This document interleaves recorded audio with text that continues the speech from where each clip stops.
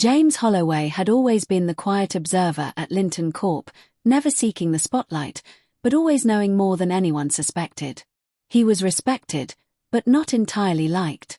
That changed one late evening when he stumbled upon an encrypted email thread on a coworker's computer. The messages weren't about work, they were about him. His colleagues, driven by jealousy and greed, had planned to eliminate him during a weekend corporate retreat in the dense pinewood forest. Shock turned into cold calculation. James didn't panic. He quietly returned home, keeping a meticulous record of everything he discovered. Instead of confronting them, he waited. He knew the forest better than anyone. They would never expect that the hunted could become the hunter. As Friday approached, James packed his bag with survival essentials, weapons for defense, and a notebook where he had mapped the terrain, entry points, and possible escape routes. His co-workers had thought they were the predators. They were about to realize how deadly a cornered man could be. The weekend retreat began under the guise of team-building exercises. Laughter echoed across Pinewood Forest as James' co-workers joked about the survival challenge that awaited them. Little did they know, the real challenge was about to unfold, and James was the one setting the rules. As night fell, James slipped away from the cabin, moving silently among the trees. His co-workers were unprepared for the dark woods, for the sounds that weren't just animals rustling. James used his knowledge of the terrain to leave subtle signs, broken branches, footprints that misled, and distant sounds that unnerved his unsuspecting targets. One by one, he isolated them. First, it was Mark, who had tried to hack James' computer. A snapped branch behind him, a whispered warning, and panic took over. Mark ran, stumbled, and vanished into the forest, leaving behind only his flashlight, flickering weakly in the shadows. James didn't need to harm anyone yet. Fear was his ally. The hunt had begun, and the predators were suddenly unsure if they were still in control. By the second night, the tension among James' co-workers had reached a breaking point. They huddled in the cabin, whispering frantic plans, unaware that James was already steps ahead of them.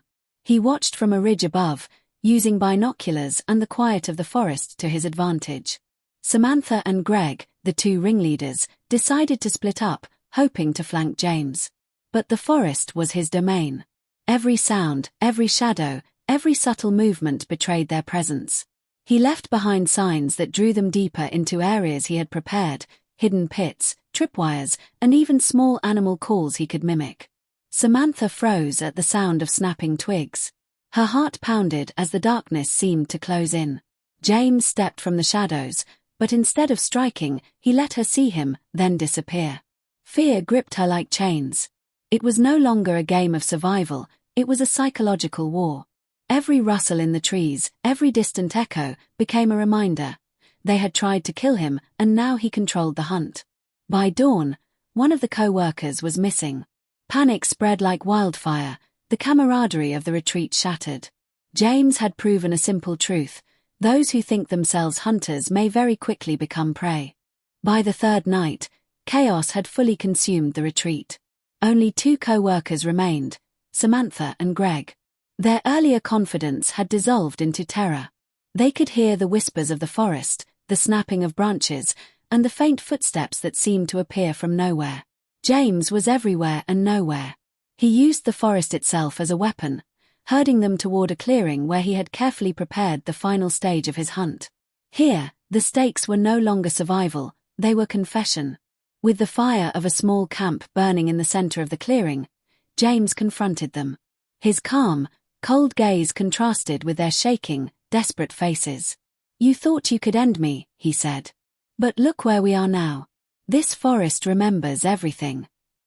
Samantha and Greg pleaded, promising loyalty, promising anything, but James knew the truth: betrayal could not go unanswered. He gave them a choice: leave the forest, terrified and changed forever, or risk everything by underestimating him again. They fled, never to return, carrying the memory of fear that would haunt them forever. James stood alone in the clearing, the forest quiet once more. The hunt was over, but the lesson was clear.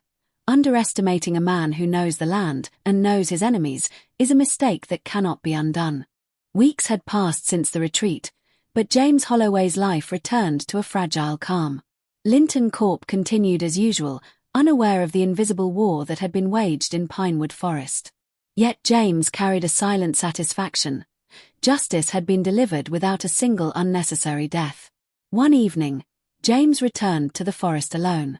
The trees were quiet, the paths undisturbed, but he walked deliberately, almost as if ensuring the forest remembered him as the hunter, not the hunted.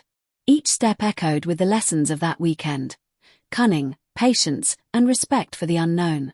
Back in the city, his former co-workers were haunted. Panic attacks, sleepless nights, and fear of shadows became constant companions. Their betrayal had not gone unnoticed, and even survival felt like punishment. James watched them from a distance, satisfied that the fear he instilled was more lasting than any corporate reprimand or legal action. In the end, no lives were taken, yet the forest had spoken. Those who try to destroy without cause will one day find themselves facing consequences they cannot escape. James Holloway remained unbroken, a man who had turned betrayal into strategy, fear into an unspoken law, and the hunted into the master of the wild. The forest slept again, its secrets safe, but it would never forget the shadow of James Holloway.